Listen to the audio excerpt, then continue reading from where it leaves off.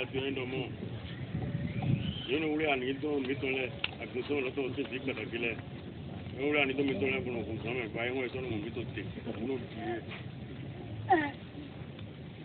Pour lui. Dire non voulait conseiller pour nous jouer. Je voulais rien donc mitole pour nous. Ouais, on est besoin de mitole. Ouais, le caméra peut pas le passer mais. Parce que nous avons we don't have the procedure of you set on left.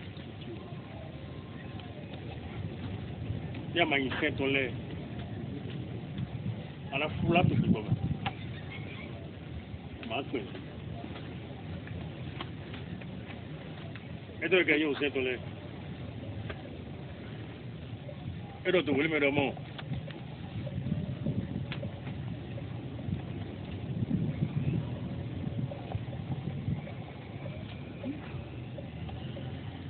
Chacun va se douce. Oui, Joanda. Ta photo en foyer. Anyway, au fait, là. Donc, mais il y a un minozo. Il doit dire qu'il y a un minozo.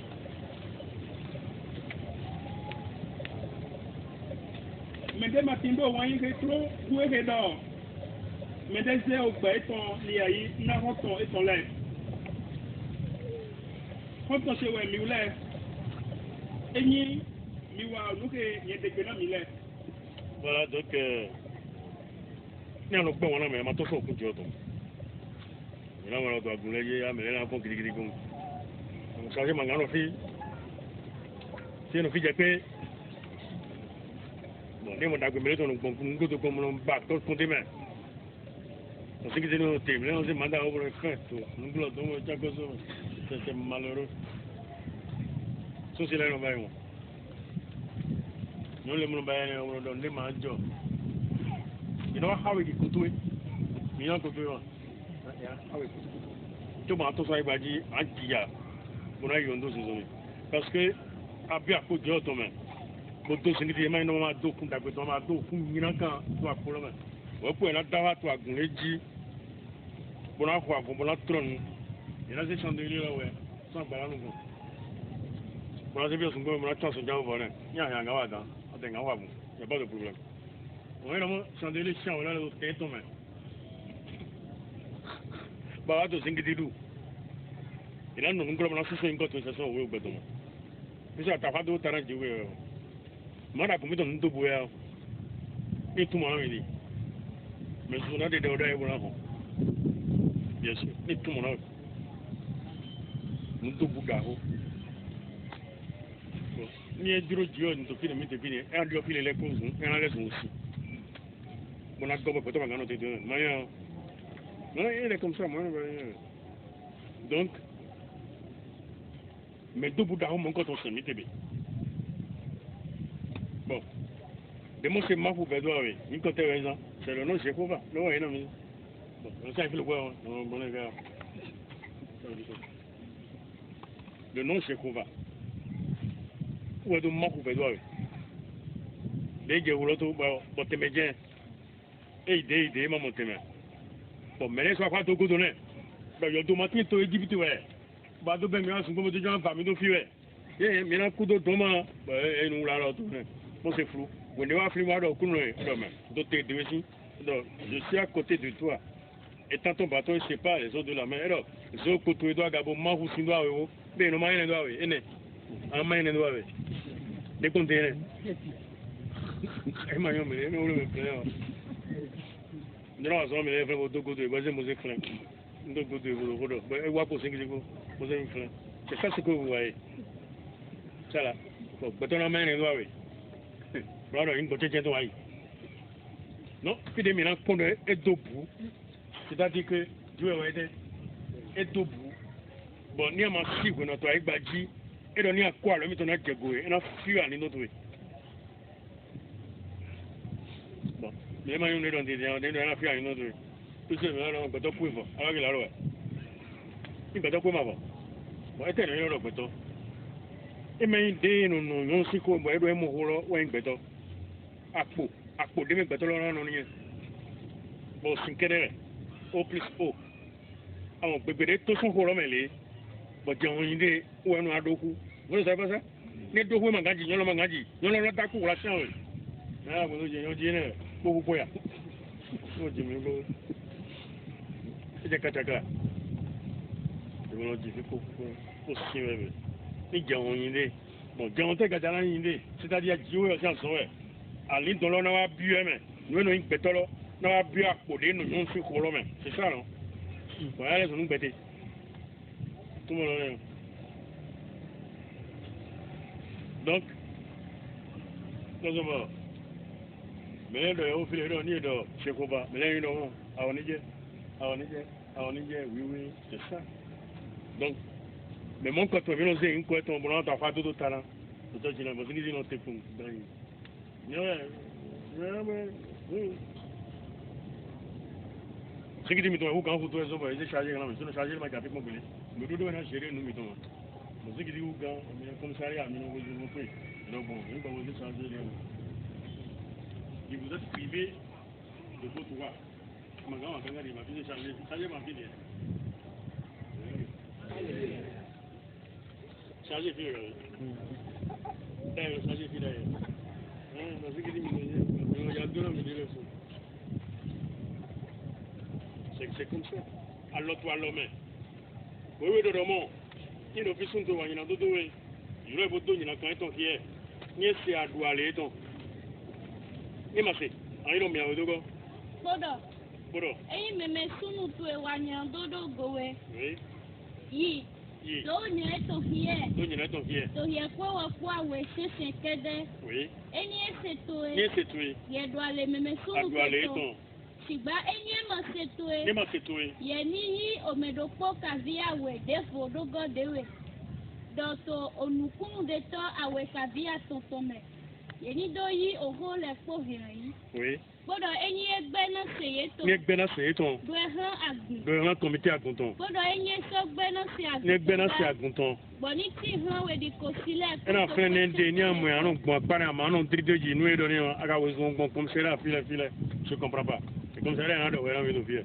Si tu n'es pas malade. On fait ça. Il m'a 50 000. Il m'a 50 000. On est comme dans le tour. Nous, il a les tini, il a les. On considère nous bien, on a dit, et ainsi de suite. C'est pas bon. Nous, il a passé, pendant 2 years, il a goulon, et Jedo. Mais nous, on a passé un point, un trait. Bon, à ton collègue. Assoisi, mais là, vénérable, c'est un moment. Bon, il y a un seigneur évangéliste. Bon, il y a un bac de nous, mais il y a un coup de avoir d'avant. N'allez, mais c'était pas une idée. Il y a un c'était pas une idée. On m'a dit, c'est comme ça. On m'a dit, il y a un peu toi qui t'es égal, oui. Ben là, ni menele kusinele tenando pour le moment de to sodai. Kai bona bia gulo na e ma jaba ya no agulo ma kono me c'est comme ça non ni ba mi de a toutes les classes mais non donc tout ça c'est menti a tout gila le non donc ils jamais mon yi ko ni wa wule de euro you don't tell me go no mo gbogbo no we da de wule don le menu e no gbogbo no we c'est pas bon bon yo le no me son topa pa ki me to ti alo pa le. Non, c'est comme ça. Des gars, alors, maman, non, qu'est-ce que tu fais, alors, puis, bon, on a connu, mais bien, mais bon, non, c'est comme ça. Avant, on doit le pont. Bon, maman, c'est un vie. Il y a un de deux, c'est bon. Non, non, moi, c'est bon. À mon avis, il y a eu beaucoup de dios. Un pont au chinois, ni le matin, avec pont. Alors que, je suis un talent, son basé au talent, c'est ça, non? Bon, son temps, un grido de Jésus, il va m'ouvrir. Et là, vous dire, là, il m'a dit, il m'a dit, il m'a dit, mon collègue, il m'a dit, grido à ce ton dit, il a beau, je dis, comment? Il a dit, il a fait un peu de pilote. Oui? Bon. Il y a une échographie, il y a un ciseau de l'homme, il y a un verset. Non, c'est comme ça, nous, nous, là, oui. Bon, on a décidé de le faire. Pour l'instant, on va grave. C'est normal, on fait ça où? Alors que normalement, il y a une cérémonie, de mettre au pied. Les gens sont, ils ont bon. Voilà, les gens qui veulent voir bon, ils doivent lancer. Bon, il y a mis un coup de poing, il m'a lancé. Bon, il faut les bagues, les poser et les dire. Qu'est-ce que tu veux dire? C'est ça l'église céleste. Moi, je veux. Puis là, c'est devant. On lit les goûts. Non, là, quoi, là, oui. Non, mais c'est ça. Il y a 30 jours de deux, oui. Et là, toi, Christo, qui avait cacaba. Il y a moyen de donner à Dido. À Christ. Il y a dans 2 minutes. Il y a encore des gens, 2 minutes. On s'est venu à donner. Il y a ton colonie. C'est rapide. Bon. Vous devez marier à Dieu, Jésus. Ouais, pour. Nous, on est dans le mais ça, femme, elle est dans au pilote, au haut, au thé. L'enfant est sorti. C'est dans le limite derrière, non? Francis, combien? 7. Regarde.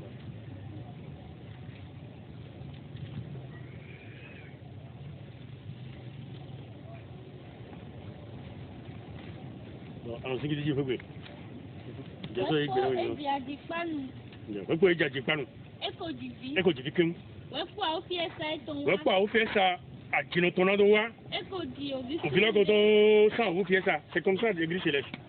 À chaîne ouais na gumeton. C'est pas donc melon wura no. Kono do menu bono chajama. O intepu no. O ya na jagulo me pega do. Maman de bino permanence né. Côté yon letonien. Bon et à ce moment-là de permanence. Bon, c'est un peu de ménage à Dewewu. Et elle a dit d'abord, en bas, il a tendu très bien. Eh bien, nous l'avons dit. Bon, alors, tu viens à Sokalo, elle a dit que l'autre est gagné. Mon université gagné, mon préparé, mon test, mon doctorat, mon goa, elle a posé le point de bien, on va ouvrir à fond pour soir, nous allons ouvrir le judgment en soir. En vie, pour vivre. La même chose, il y a 2 minutes. Maintenant, il faut couper. Vous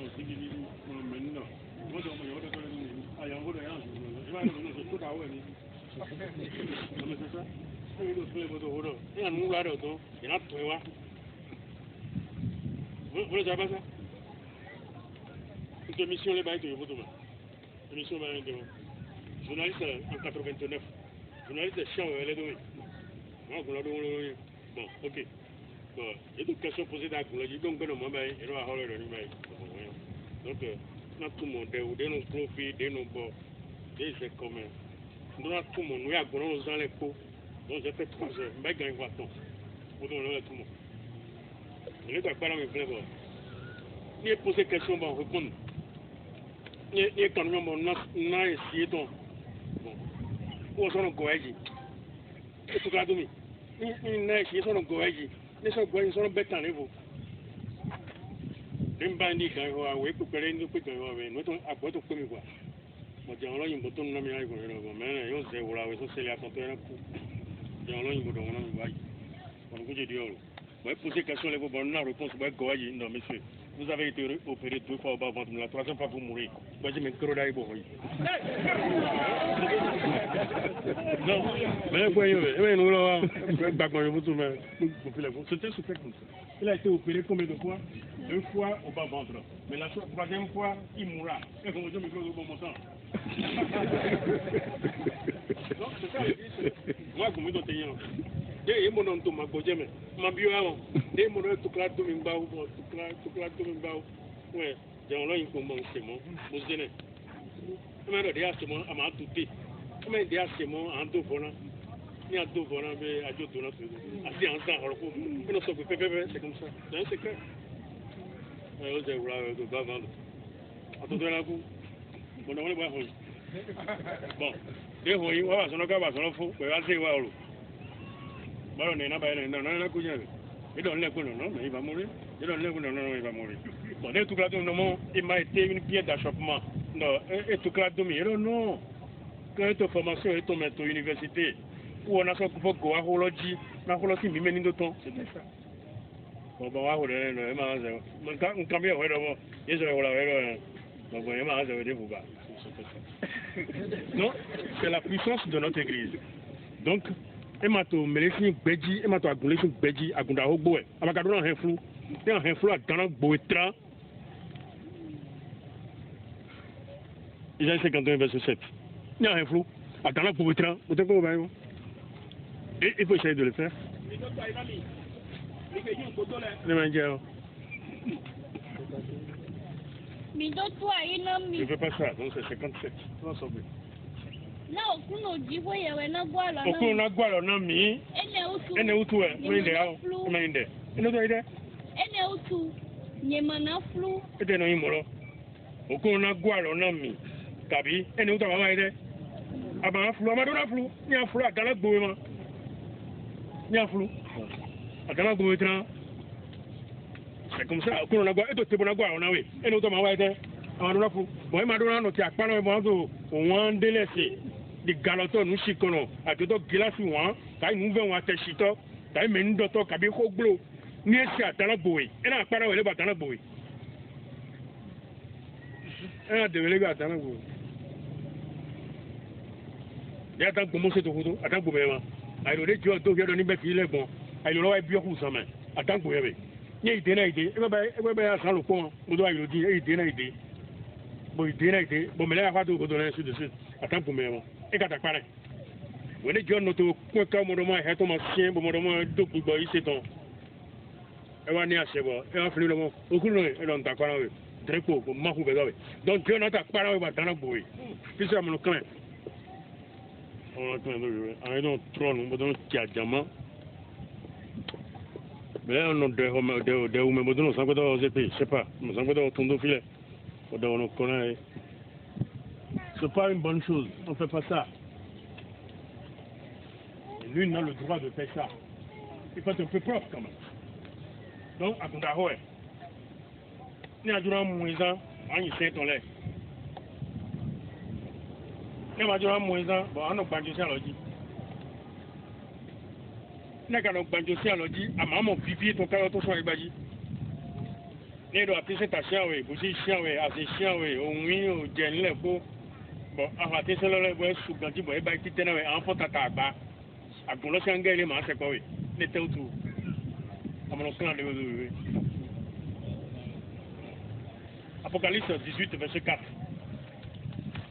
Oui, ça, regarde. Il y a un peu de votre sang, mais solidement. Mais ton soin, mais ton soin, mi o méché, mi. Mi maheto to nu ai hono baile me blo. Mi to aso nyina kato me blo. Nyina do ai hono to ko pli ho lo. Ni ado mi ma to me adara boja. Bon, bile mo no ayogbe me. Mi mo no adugbe me. Mi mo no nisi to bele me. Mi mo no ite mo no kan bagadu to neko. Mi mo no siwa etoko. Nous sommes libres, déterminants. Nous sommes prêts à tout faire. Nous sommes tous nos 5 ans. Nous sommes prêts à tout faire. Nous sommes 5 ans. Nous sommes chiants. Nous sommes bien les gars. Économie. Nous sommes bien les gars. Attends, attends,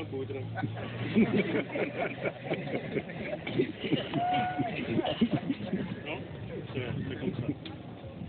Donc la croix, c'est notre signe. Nous sommes nos corps. Nous sommes nos bon, nous les grands bébés au moins gabi. Quoi dans les galons ils vont gabi. On besoin de galons. C'est comme ça. Ça c'est un gamin. Ça on a quoi dit? Ni to blé to moto de main. Un si vous trouvez bien moto de main to fier gabi accident là là, elle a bien nous comme moi comme il est en tenir. Mais on demande des images, on est là, il y a pas vous, et qui dit 2 pierres 2. Non, est-ce que c'est 2 pierres, 1 pierre 2, 2, c'est ça non? 1 pierre 2, 2.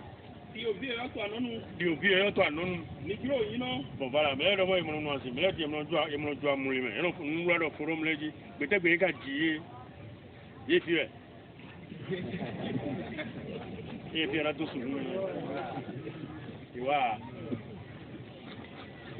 you know what? Non, c'est des choses comme ça. Agunlo de jete ba biome ni atedo nu de pepe no eno basi to melo ya do na basi ni ade ko atana ko aga ko mun kaka yi fi de pepe ni eno basi lo aba ye yo c'est ça bon ni to de tata ho ba to de tata ho o de no ya uya ga we no mo wole no mo se buju lo ko indu su gba za yin se tana ho bebe bo aba ke chacha eno ya u gan o de eno jen ko na de àwọn ìgbàlù jẹun kan náà ọdọ sísè náà yà sọ lọba sí gbọ̀nà dèkì alọ́sẹ̀ sọ gbòmìn bọ̀nà àkà ń hù dẹ̀ àwọn gbẹ̀bẹ̀ yà sàtọ̀ mọ̀nà bílànù wọ́n evangelique lọ́nà báyìí lẹ́nu bílànù mọ̀nà kò dẹ̀ kí wọ́n bọ̀ inú dèkì alọ́sẹ̀ sọ yìí mímí lẹ̀ dó tic tac yàrá yẹn tó gùsì àtọ̀ yẹn sì dé sàrà yẹn tó jẹjẹ náà fúnlẹ̀ fúnlẹ̀ àyìn mọ̀lẹ̀ tó triangle gbogbo dẹ̀ lọ aṣọ gbọ́dọ̀ bilatéral ainsi de suite ebi ọ̀ gymnastique mọ̀nà àbáyé fọwọ́ fún tẹ́wọ́ dáhùn tó tó.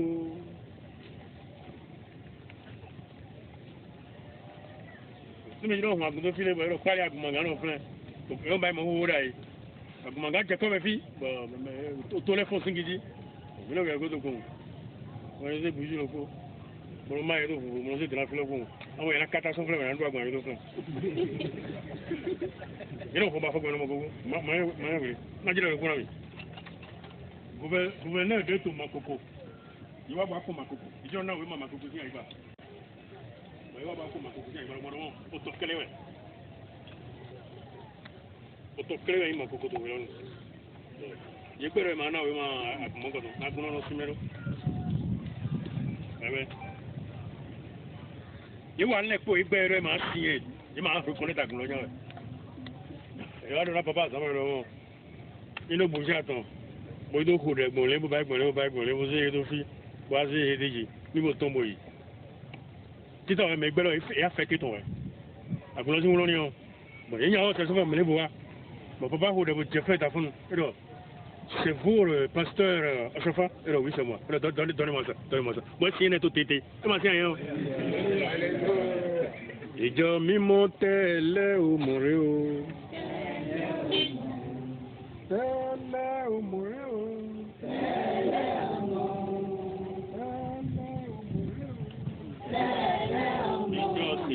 Tẹ́lẹ̀ òmùrẹ́ ìjọ mímọ́ tẹ́lẹ̀ òmùrẹ́. C'est une force extraordinaire. Bon, mais il doit se voir à ma rẹ̀. Il se mêle, mais on doit se faire. Bien, on doit se faire. On est à l'Aïgbélou. Na tête au cou. Béyé, tu es là, il y a quoi?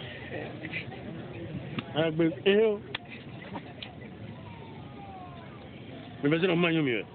Comment aller à cette heure de film? On est là, tout le temps,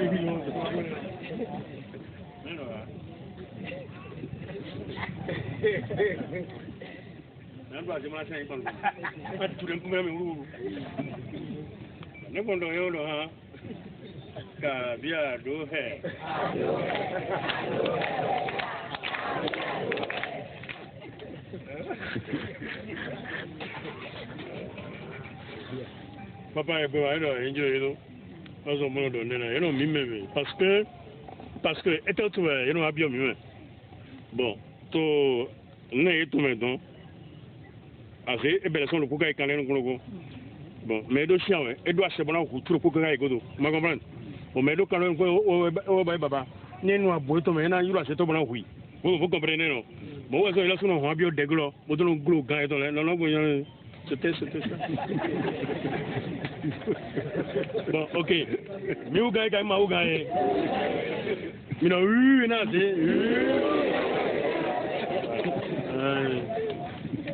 c'était là, mais là,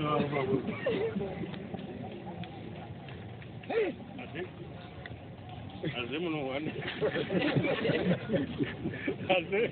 Azemo no ne me play. Voilà, il me le voit le dit c'est une musique. Il y a aujourd'hui il y a rien là-bas. Bon, il est bien de ton mais il m'a doit cher. Bon, on va tout faire c'est ton. Il a mis au fier ton nglo. Oui, c'est comme ça, il a 2 millions de glonné. On a fier le verset 4-5 du chapitre 1 livre d'Amos. Il a mis au fier son glo. Il a doublé et mais il a coupé na gbɔn fɛ ka susu wura ko a fɔ ka di. Yena 2 millions de hɔn bia o ko azali tɔn. Na 2 millions de hɔn o ko a se tɔ tɔn gbe o wɔn tɔ tɔn gbe Et bon, on du au mais elle a droit au mais on est sous elle a droit au mais sous c'est-à-dire elle a pas au fond sous d'autres c'est biblique.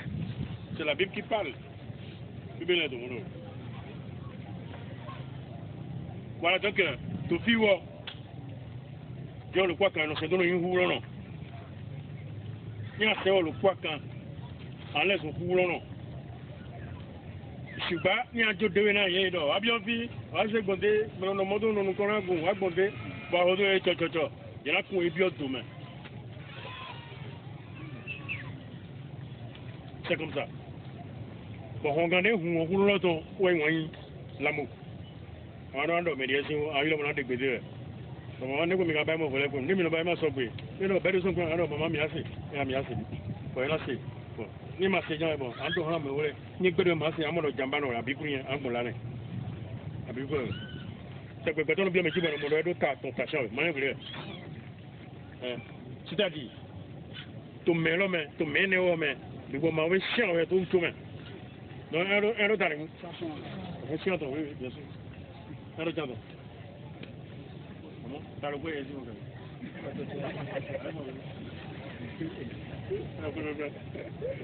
non, mais c'est comme ça. C'est dans quel livre? Le verset 43 du chapitre 12, livre de Matthieu. Le bon mauvais, vous voyez. Il doit y avoir un autre même. Tu y as autant, vive vous voyez toi-même. Tu vois, oui. Bibamawe.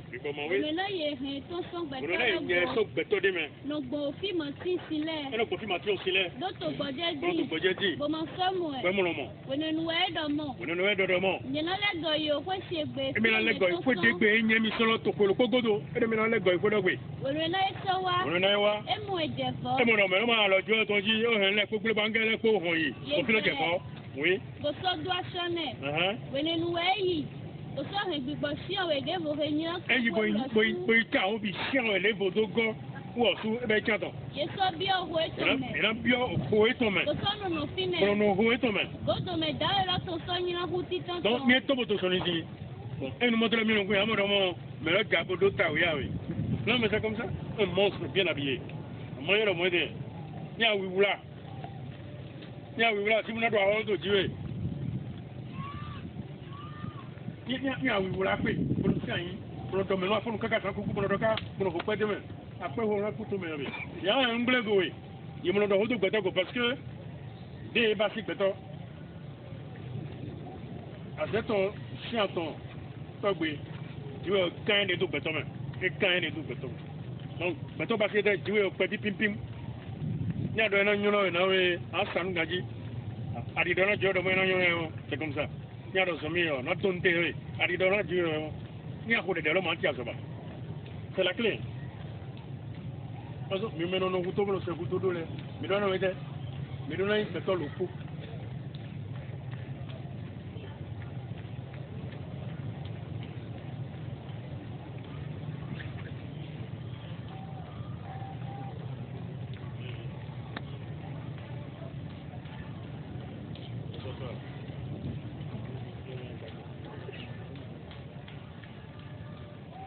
Donc, et quand il est tout béton, on n'est pas un chaton. Ni a donné que tout le monde m'a ignoré.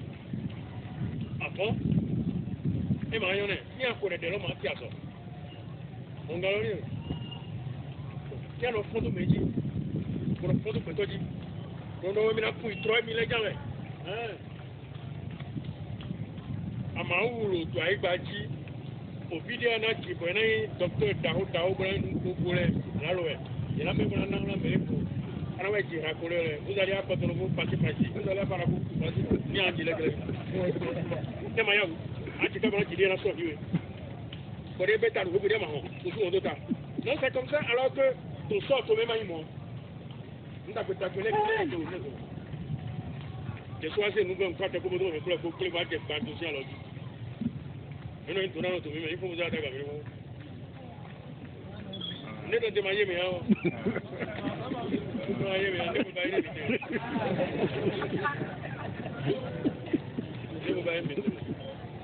non, mais nous avons tout mis beaucoup. Nous avons attaqué avec vous. Nous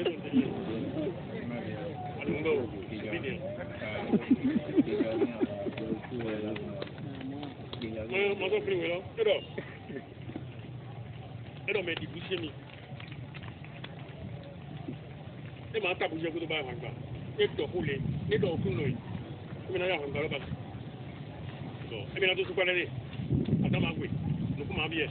Bon, on oui d'état, oui mais où est m'a dit non nous. Et là il y a passé un ton port. C'est pas le son 89. C'est comme ça. Donc pour d'ici tu as ton inda holo. Donc les matouas c'est pas il y a autre moment maté to 5 lots. Bon pour d'ici tu as ton yi au selo nini. Au selo ka so ba c'est un piège.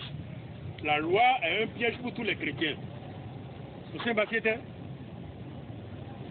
et bah si pour les cons qui habitent qu'on a ici dans les cons. Ni a to eji ko ba photo sokwe. An dun pa ho dun to me. Yo na we to ji hoton. Ṣùgbọ́n ni agbe bo siate.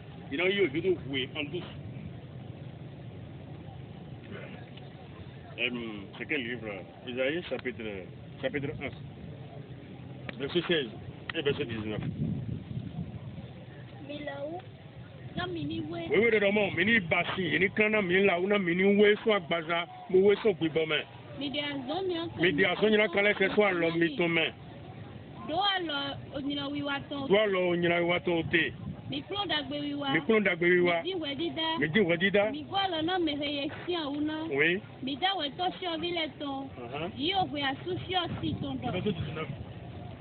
Eyi midiobo so setonu. Midiobo setonu. Minadu dagbe egbalofo. Minadu dagbe de tipa kulome na plepo ko to so igbaji. Minadu dagbe mota kulome kakabo no économie. Non, c'est conditionnel. Eyi midiobo setonu. Mais ni sene mandevone. Nanga wole na yele de na wole na. Nambia se plus ma wole na. Eyi midiobo setonu continue. Minadu dagbe egbalofo. Minadu dagbe de tipa kulome lo. Plepo minadu dagbe lo le. Sibayi mi gbebo siate. Yeno yo hido humi. Ira wete. Yeno yo hido humi. Ira wete. Yeno yo hido humi. Ozo mele kuku pour 35 ans. 50 ans, moins de 50 ans. Moins de 60 ans. Mais mon kuta gumi do mon aïe. C'est ça c'est le chemin. Non, comment? Quand vous le prenez coup, je connais ton wento, pour toi avaler, pour toi ko do te. Tu as télé 4 ans. Avant que je me dise que tu es bon, je suis dit Jérémie 9 verset 20. Beaucoup m'a gagné pour Hongoji parce que les deux Saint-Michel c'est deux Hongoji ou tout. Mais dans la confidence. Mais c'est où qu'on a complété nous. Dans ton oui, tu as goulé toi bé. Mignon l'aimi. Dans ce mais c'est où qu'on a mignon l'aimi. Là oui quand même. Bon ça mais ton ni au fond nous est sortant. Conséquent après les vignon nous mettons là. Comment on met le pot avec que comme le tonton. Non, il y a au coup très bien. Okuma nga pongpang baba e manga pese mino de Saint-Michel dodo agunlo le sinu kon mo ino ai confléquer nous donne ton oui bo Saint-Michel don on confléquer nous donne ton jan no e me kuku me wu we de ko mo kutu me dai me ho ya reton ma asule mo no me o mi do le mamre ko yo ko ko de ko yo kuje 85 90 98 ouais me ho 2010 le wa e da du yo ko le wa wi ku Somme 65, verset 20, 21, 22.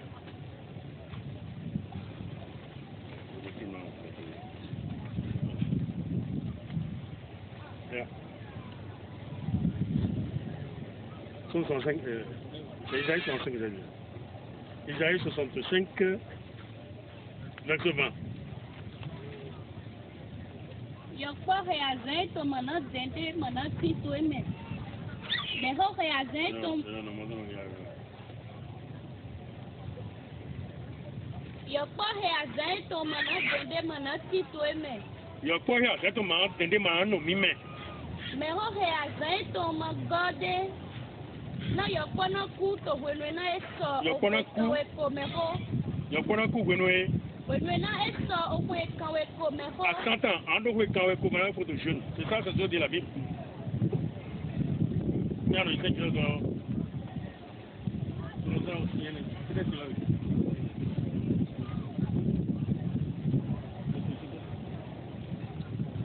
Ça, on ne donne pas pour moi, on nous voit ici, de temps en temps, on nous soit en activité. Oui, on nous voit ici. Ça, on peut non, c'est ça. C'est comme ça.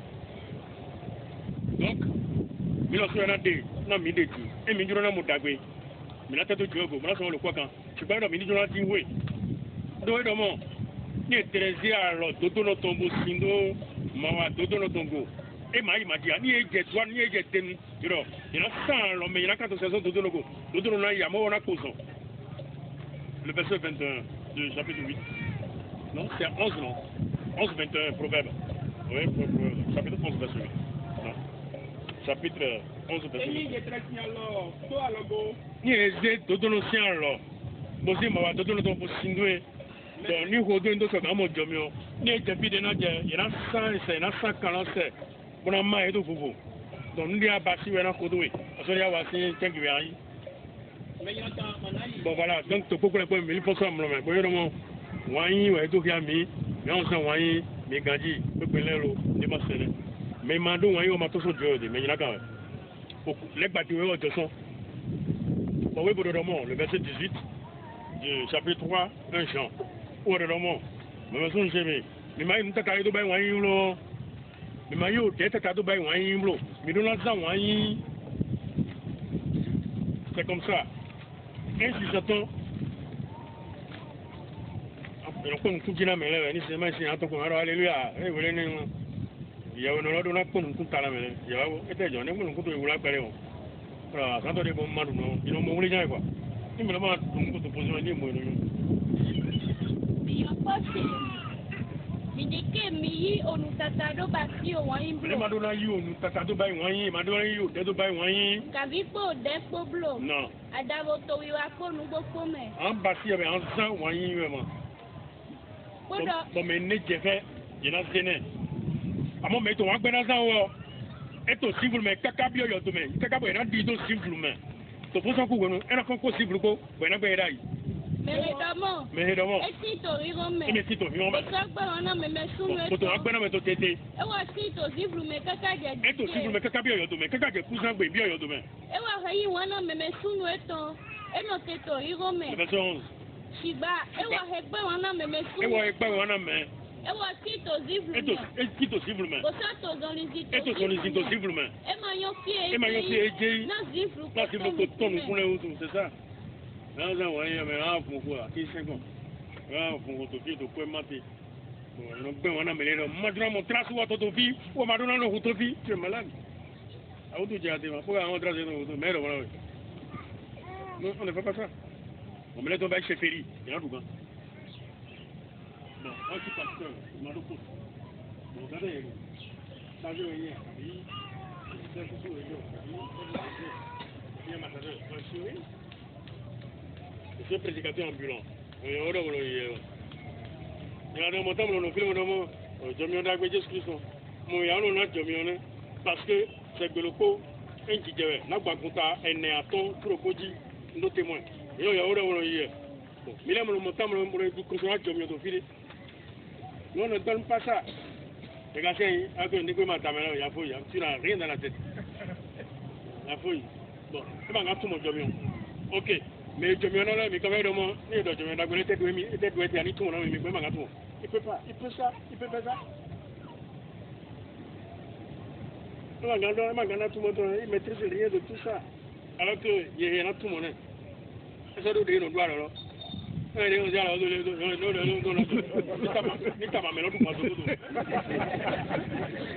les voyons sur les parasols.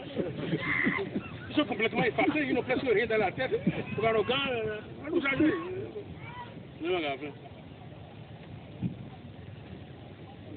Je suis l'ancien dans l'église, mais je ne suis jamais de cause. Je suis impliqué comme il y a combien de là-bas? Non, je passe toujours inaperçu. Moi je suis là. C'est comme ça. Lire la Bible, c'est ça. C'est comme ça. Tu es efface. En pas d'accord, mais il va. Non, mais pourquoi il y a un ministre en la question est montée de tout le monde.